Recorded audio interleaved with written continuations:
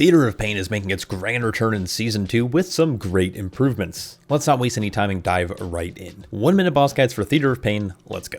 Starting with the first boss, welcome to the arena. This is where you're going to face off against an Affront of Challengers. This includes the likes of Desia, Sathel, and Pakaron. Tanks, you need to be aware of Desia's Mortal Strike cast. This deals nasty damage to you and applies a healing reduction debuff for 10 seconds. Use a defensive whenever you see this casted. Desia will also cast Mighty Smash, dealing a burst of group damage. Healers, you're going to want to be ready to top players off after this cast. Now, Pakaron on the other hand will cast a large frontal. Everyone needs to avoid this.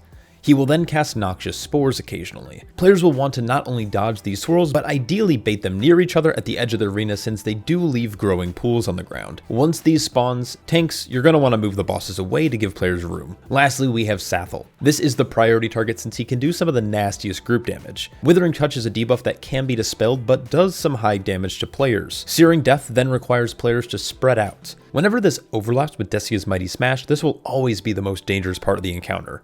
Removing one of the targets from the fight early is definitely a solid option. If you focus down Sathel, I find that the fight becomes much more manageable. Once one is defeated, the remaining bosses will gain energy more quickly, leading to more casts of either Noxious Spores or Mighty Smash. While Gorechop is the second boss in the Dungeon Journal, you don't necessarily have to tackle this boss next. Gorechop though is pretty simple. Tanks, just be aware of the Hateful Strike. This does some pretty serious damage if left unmitigated. Boss positioning is also pretty important. Tenderizing Smash will grip all players who are not in melee range to the boss. Then your party is going to want to avoid getting hits. During this grip, meat hooks will then spawn on either wall. These will also be accompanied by some adds that are going to want to be cleaved down. It's worth noting that when these adds die, they will leave a temporary pool of residue, so you're going to want to avoid this the best you can. During all of this, do your best to avoid meat hooks. Getting hit by one will leave you stunned and apply a nasty bleed effect. Quick little tip though, if you do CC the adds, they will slowly die over time and will keep your boss room a little cleaner. Xav the Unfallen is an add control encounter.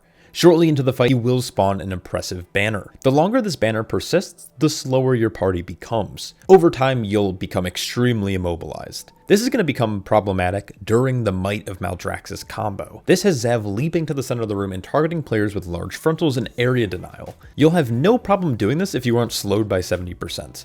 Tanks, just be wary of the brutal combo. It's all physical damage, but in higher keys you're going to want to cycle your defensives. Lastly, Blood and Glory will send two players down into the arena below where they're going to have to face off against each other. While it is a little fun fight gimmick, it's not worth wasting your time since your group upstairs is dealing with the oppressive banner that will present to be problematic if you aren't upstairs by the time Might of Maldraxxus begins. So, general rule of thumb, whoever can defeat the other player faster should just do so.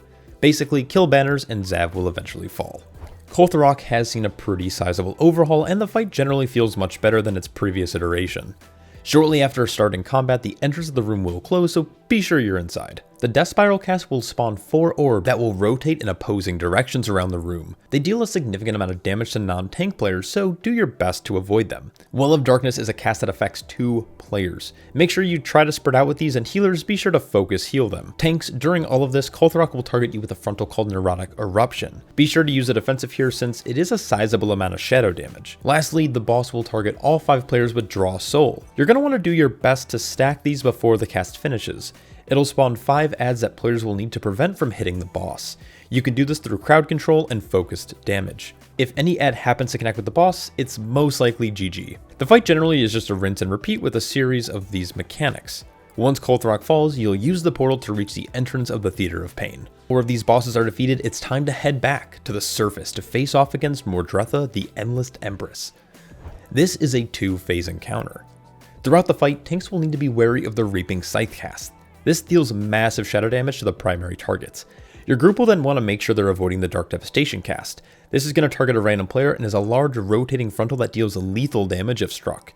Soon after this, a Grasping Rift will spawn, pulling players in. Any player unlucky enough to get caught in this rift will be stunned for 8 seconds. Throughout Phase 1, Mordretha will also spawn adds from players. Before this goes off, be sure you spread out. Once the adds do spawn, it's generally expected that all players interrupt the add that they spawned in order to get them grouped, nuke them down, and push the boss into Phase 2. This phase happens at 50% health and there's a new added mechanic, Echoes of Carnage. This will rotate between having to dodge swirls and dodging charging undead cows. This is a very hectic part of the fight, but if you focus up, eventually Mordretha will fall.